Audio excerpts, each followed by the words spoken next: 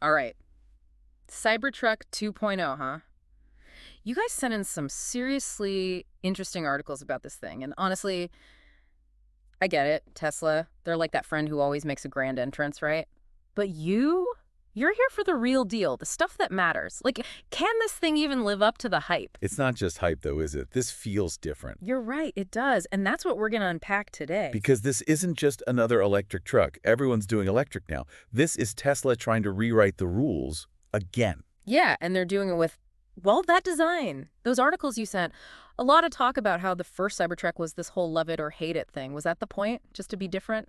Tesla loves a good headline, no doubt. Huh. But there's always a method to their madness. That original design, all those sharp angles, that was about aerodynamics. Wait, seriously. Aerodynamics.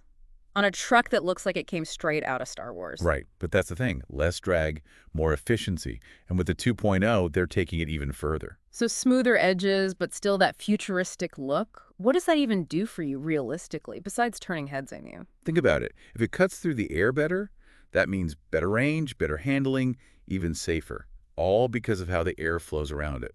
Physics, man. Okay, so it's not just about looking tough, it's about moving smart. I like it. But sleek design only gets you so far, right? One article mentioned a potential 600-mile range. 600? Is that even real? What's the magic behind that number? 600 miles on a single charge would be a game changer, no question. And the key to that is their new battery tech, the 4680 cells. Okay, stop right there for a second. What are these 4680 things? Break it down for me. Picture this. Tiny batteries, but way more powerful than what we're used to. They pack more energy into the same space, so you get more juice, more miles. It's not magic, it's just really good engineering. Okay, I gotta admit, 600 miles, that's wild. Imagine you could drive from, like, New York to Chicago on a single charge. But Sure. is charging still gonna be this whole ordeal? Because even with that range... See, that's the thing. That's what's so revolutionary about it. If they pull this off, if those 4680 cells live up to the hype, you're not stressed about finding a charger every 5 seconds. You can actually, enjoy the journey. All right, you're speaking my language now. Road trip, anyone. But hold on, we gotta talk about the elephant in the room, self-driving. As in, this thing, driving itself. One of these articles even called it full self-driving. Is that even remotely possible? Full autonomy, like the car does everything, everywhere. Hmm. That's still a ways off, honestly. But and this is a big but, Tesla's way ahead when it comes to the AI, the data processing, all that stuff that makes self-driving possible. Wait, so every time I slam on the brakes for a squirrel, I'm somehow making their self-driving system smarter? In a way, yeah. Every Tesla out there is collecting data, feeding it back to their systems.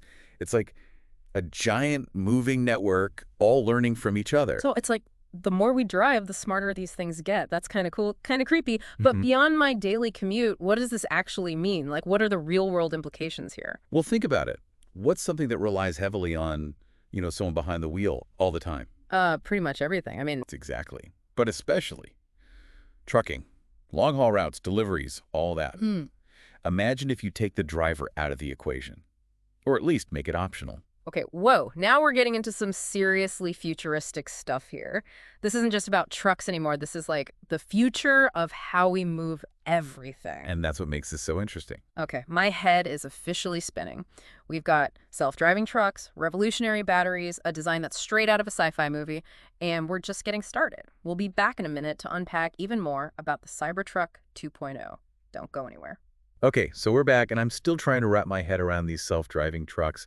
It's a lot to process, but even if that's a few years off, it feels like Tesla is already shaking things up just by putting the idea out there, Oh, absolutely.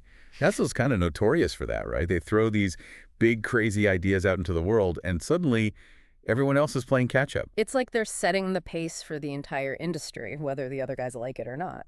And speaking of the other guys, you mentioned earlier that Tesla isn't the only one making electric trucks now. How are the more, shall we say, traditional truck companies responding to all of this? Well, it's interesting. You've got companies like Ford. They're taking a more, I guess you could say, cautious approach with their F-150 Lightning. Right, the electric version of their classic truck. So it's familiar, it's reliable. Exactly. They're not trying to reinvent the wheel, so to speak. They're just, taking something people already know and love and making it electric. Which makes sense, right? You don't mess with a winning formula. But I gotta wonder, does that really push the envelope the way Tesla seems determined to?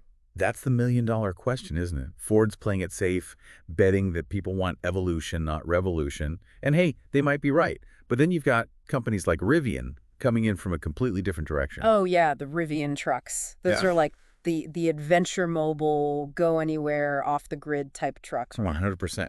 They're Hmm. targeting a very specific kind of driver, someone who wants to, escape the city, explore the great outdoors, but do it all with an electric motor. It's a niche market for sure, but it makes you wonder, could this be the future of the auto industry in general?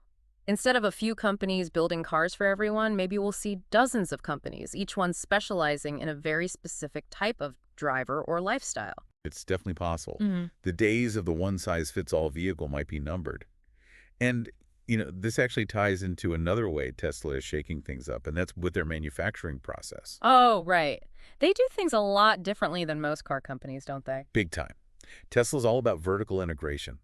They want to control as much of the production process as they possibly can, from building the batteries to writing the software to, screwing the car together at the end. Okay, so what's the advantage of that? Why not just get parts from different suppliers like everyone else? Well, think about it. When you rely on a bunch of different companies for your parts, you're vulnerable to supply chain issues. Remember those chip shortages a while back? Hmm. Tesla's approach, while definitely more challenging, gives them more control. They can adapt to changes in the market much faster because they're not relying on anyone else. So it's about agility, being able to pivot and innovate faster than the competition. I get it. But there's got to be a downside, right? It can't all be sunshine and roses. Oh, of course not. It's definitely a higher risk, higher reward kind of strategy. When you're in control of everything, any mistakes or delays fall squarely on your shoulders. There's no one else to blame. So it's a gamble, but based on what we're seeing with the Cybertruck, it seems like a gamble they're willing to take. And you know what? It might just pay off. It very well could. They're like that scrappy startup that's now a major player, and they're forcing all the old school companies to rethink how they do things. It's pretty exciting to watch, Yeah. honestly. It really is. This whole electric truck race, it's about way more than just which truck is faster or has a better sound system. It's about two very different visions for the future of transportation battling it out on the open road. It's wild to think about, right? Like we're watching a whole industry transform right before our eyes. It really is. Yeah. And it's not just about the trucks themselves, it's about what they represent. It's like this whole shift towards electric is forcing us to rethink our relationship with energy on a fundamental level. Okay, yeah, you're right. It's bigger than just cars. But how so? How does something like the Cybertruck change that relationship? Well, think about it. For over 100 years, our entire transportation system, it's been based on this idea of like, oh, I'm empty, I need to fill up right now. Gas stations everywhere. You run out, you're stranded. Electric vehicles, especially one with the kind of range the Cybertruck is promising, they could completely change that. We become more aware of how much energy we're using, right? It's not just about topping off the tank anymore. It's about planning ahead, being more conscious of our consumption. Exactly. And not just that. Imagine a world where your car, it's not just using energy, it's part of a whole energy ecosystem. Like, remember those solar panels on the Oh, Cybertruck? yeah, I'd almost forgotten about those. Right. It's a small thing, maybe, but it gets you thinking. What if your truck, it didn't just get you from point A to point B, but it also helped power your house? Or even send energy back to the grid when you don't need it? That's the kind of future we're talking about here. Whoa. See, this is what I love about these deep dives. It's not just about the specs on a page. It's about the big picture, the potential to change how we live. But we got to be real too, right? It can't all be smooth sailing. There are going to be some bumps in the road. Oh, for sure. This is a huge shift, and it's not going to happen overnight. Scaling up production, building out the charging infrastructure, especially in more rural areas, that's going to be a challenge. And honestly, that's just the tip of the iceberg. Right. What about the people? Like all those truck drivers whose jobs might be affected by self-driving trucks? That's a huge deal. It's a big one. And it's something we need to be thinking about now. How do we make sure this transition is fair? How do we support those whose livelihoods are impacted by these changes? These are big questions, and there are no easy answers. It's a good reminder that progress, real progress, it's rarely easy. There are always going to be challenges, trade-offs, unintended consequences. But it also feels like there's this incredible momentum behind electric vehicles right now. And the Cybertruck, for all its uniqueness, let's say, it's right at the forefront of that wave. It's the perfect example of how a product, even one that seems kind of out there at first, can spark these really important conversations about technology, about sustainability, about the kind of future we want to build. It's more than just a truck, It's a symbol. A symbol of change.